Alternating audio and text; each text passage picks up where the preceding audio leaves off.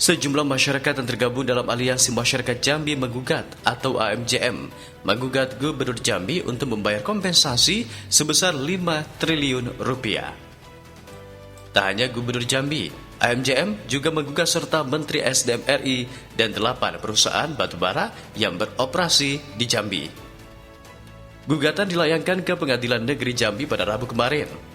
Gugatan yang bersifat class action ini sendiri dilatar belakangi adanya kemacetan parah yang terjadi di Jalan Nasional Provinsi Jambi, serta penumpukan truk angkutan batubara yang sudah merugikan masyarakat banyak.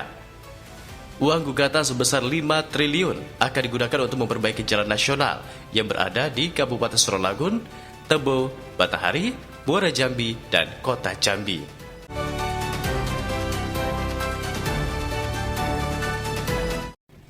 Masyarakat yang berada di 5 kabupaten kota tersebut meminta dampak langsung dari aktivitas angkutan truk batubara.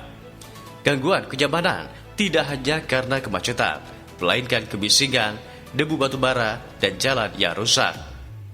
Selain menggugat Menteri SDM sebagai tergugat pertama, AMJM juga menggugat Gubernur Jambi Al-Haris disusul dengan 8 perusahaan batubara. Kementerian SDM dan Gubernur Jambi dianggap melawan hukum karena memberikan izin iup batubara tetapi tidak menyiapkan regulasi terkait sarana dan prasarana jalan. Pengangkutan batubara di Jambi justru menggunakan jalan nasional yang sebenarnya untuk masyarakat umum. Untuk konkret kita sebagai warga negara yang patuh dan tunduk sebagai hukum ya, kami melayangkan gugatan perbuatan melawan hukum kepada pemerintah. Pertama SDM, Kementerian SDM sebagai tergugat 1, kemudian Gubernur Jambi sebagai tergugat 2, kemudian ada beberapa perusahaan tambang yang mempunyai izin tambang batubara, kemudian beberapa perusahaan yang jasa angkutan batubara. Kemudian kami juga menggugat KPK sebagai turut tergugat. Kenapa kami menggugat KPK juga? Karena tidak menutup kemungkinannya pemberian izin tambang batubara ini tidak menutup kemungkinan ada kolusi, korupsi, nepotisme. Jadi sesuai dengan amanat undang-undang dan tugas KPK bahwa KPK kalau tidak melakukan pemeriksaan terhadap para tergugat, baik itu gubernur maupun apa, maka KPK dapat dikategorikan melakukan perbuatan melawan hukum.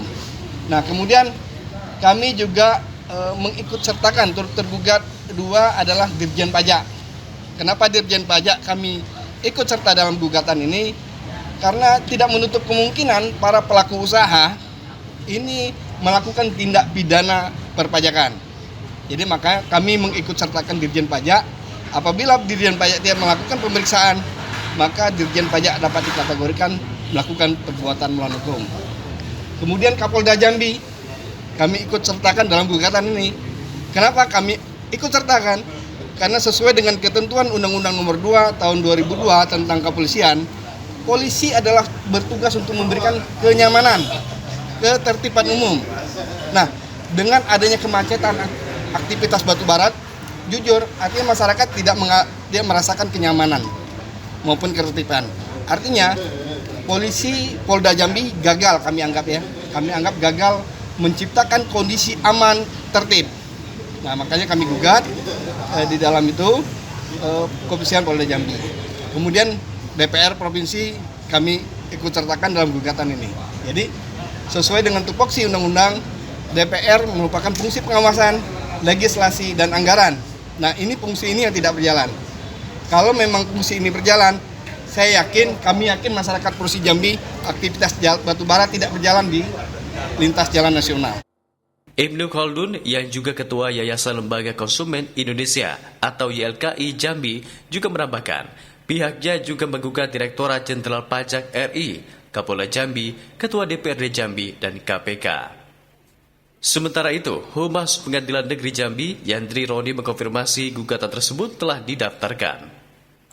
Dalam waktu dekat pihaknya akan menyiapkan persidangan dan akan ditunjuk siapa majelisnya.